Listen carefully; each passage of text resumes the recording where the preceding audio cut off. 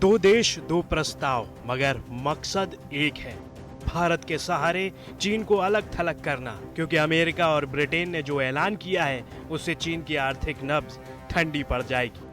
Corona काल में भी अपनी आर्थिक स्थिति को विस्तार देने के लिए अमेरिका, ऑस्ट्रेलिया समेत भारत बॉर्डर पर अपने पैतरे को विस्तार दे रहे चीन के खिलाफ भारत को विकासशील देशों के ग्रुप G7 में शामिल करने का संकेत दिया है। इतना ही नहीं, अमेरिका ने G7+4 का प्रस्ताव दिया है, तो वहीं ब्रिटेन ने G7+3 का प्रस्ताव दिया है।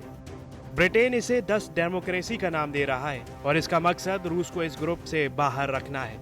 अमेरिकी राष्ट्रपति डोनाल्ड ट्रंप ने यह संकेत दिया है कि विकसित देशों के समूह G7 के सदस्य देशों का विस्तार किया जाएगा। इसमें भारत का नाम भी शामिल होगा। अंतर्राष्ट्रीय स्तर पर भारत के लिए ये काफी अहम है। इस मंच के जरिए अब भारत की साझेदारी विकसित देशों के साथ होगी। इससे वैश्विक स्तर पर भारत का दबदबा भी बढ़ेगा।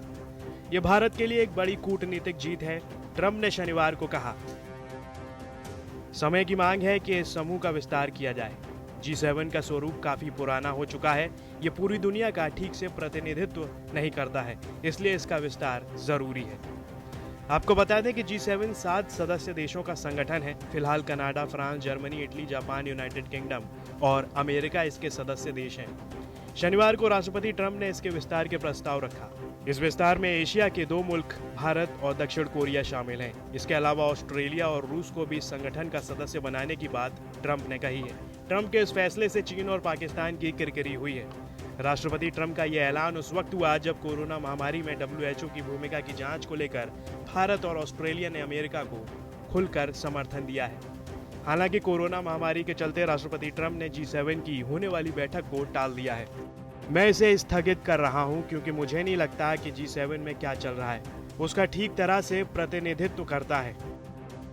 गौर हो कि G7 दुनिया की 7 सबसे बड़ी कथित विकसित उन्नत अर्थव्यवस्था वाले देशों का समूह है। इसे ग्रुप ऑफ 7 भी कहते हैं। ये समूह लोकतांत्रिक मूल्यों में आस्था रखता है। स्वतंत्रता और मानवाधिकारों की सुरक्षा, लोकतंत्र और कानून का शासन और समृद्धि और सतत विकास इसके प्रमुख सिद्धांत हैं। शुरू में ये 6 सदस्य देशों का समूह था। इसकी पहली बैठक साल 1975 में हुई थी। 1976 में कनाडा भी इस समूह का सदस्य बन गया।